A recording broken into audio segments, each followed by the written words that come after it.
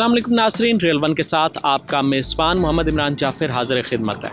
नाज़रीन, आज आप मेरे साथ देख रहे होंगे कि मैं एक हुनरमंद के साथ मौजूद हूँ जो ज़रई ख़ित्ते का एक अहम जुज़्व हमारे ज़रई इलाक़ों में जिसका इस्तेमाल बहुत ज़्यादा है और ख़ास तौर पर हमारे काश्तकार भाइयों में, काश्तकार ख़ानदानों में इसका इस्तेमाल एक औज़ार के तौर पर भी किया जाता है और एक सकाफ़त के इज़हार और सजावट के तौर पर भी किया जाता है।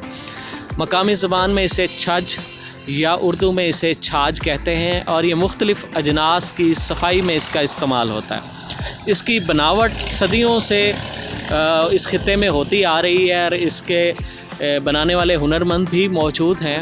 वक्त के साथ साथ जैसे जैसे जिद्दतें हर काम में इन्वॉल्व होती जा रही हैं, उसके साथ बहुत सी ऐसी चीज़ें हैं जो नायाब होती जा रही हैं। इसी तरह ये छज या छाज भी हमारी मौजूदा नस्ल शायद इससे पूरी तरह से वाकिफ़ नहीं है, मगर हमारे देही इलाक़ों के हर घर का एक बुनियादी जुज़्व है जहाँ पर फसलें उगाई जाती हैं और फिर मुख्तलिफ़ अजनास की सफाई के लिए इसका इस्तेमाल होता है। इसके बनाने वाले जो हुनरमंद हैं आज भी हमारे मुआशरे में मौजूद हैं। हमारे साथ ये नौजवान मौजूद हैं, मोहम्मद तनवीर। ये और इनका ख़ानदान ये छाछ बनाते हैं और ये इसको फिर मार्केट में, बाज़ार में फ़रोख्त करके अपना रोज़गार कमाते हैं। तो इनसे हम जानेंगे कि ये छाछ किस तरह से बनता है। अस्सलाम वालेकुम। वालेकुम सलाम। अच्छा, ये बताएं कि ये आप किस चीज़ से बनाते हैं और ये कहाँ से लेकर आते हैं? एक पीली लाया ने कसूरी चूँ ते तंदा मुल्तानी चूँ घंटे घारी चूँ ते काम दरिया तो वाडा ने ऊँ तरीके वाल छाछ बने ने।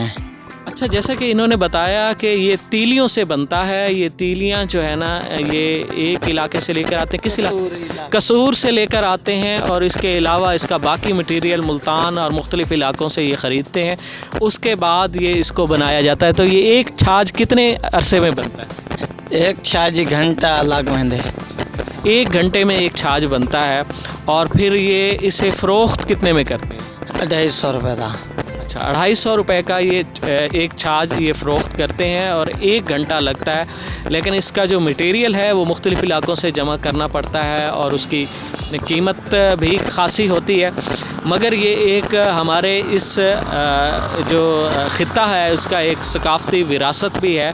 इसे खूबसूरती के लिए भी अक्सर लोग अपने ड्राइंग रूम्स में भी दीवारों पर सजाते हैं और जो ख़ास तौर पर काश्तकार घराने हैं वहाँ तो ये लम्हा बालम्हा इसका इस्तेमाल होता है। कोई भी फसल हों, अजनास हों, उनकी सफाई के लिए, उनको मकामी ज़बान में छड़ने के लिए ना इसका इस्तेमाल किया जाता है।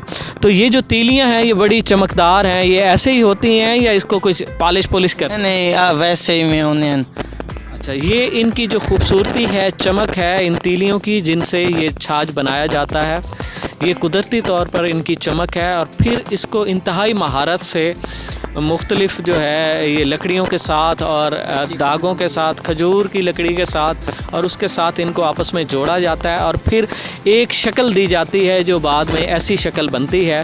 और इसमें मुख्तलिफ़ अजनास जो है उनकी सफाई और छड़ने का काम किया जाता है।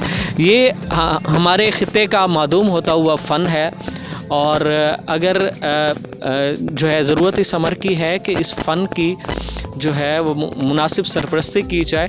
अगरचे बहुत सारी जिद्दतें आ चुकी हैं, अजनास कुछ सफाई के लिए मशीनें भी आ चुकी हैं, मगर ये हमारा कल्चर है, हमारा जो है वो ये ख़ित्ते का एक असासा है, हमारी एक तारीख़ी जो है एक शनाख्त है।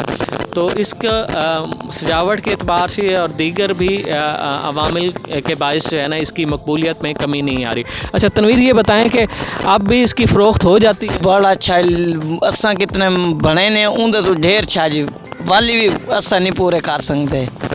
ये तनवीर का, इसके बनाने वाले हुनरमंद का कहना है कि जितनी मिकदार में ये बनाए जाते हैं उससे ज़्यादा इनकी डिमांड है, फ़रोख्त होती है। ये अपनी खूबसूरती और पायदारी के हिसाब से जो है ये बहुत ज़्यादा मकबूल है। तो मज़ीद ऐसी खूबसूरत वीडियोस देखने के लिए जुड़े रहिए रेल वन के साथ और अपने मेज़बान मोहम्मद इमरान जाफ़िर को दीजिए इजाज़त। अल्लाह निगहबान।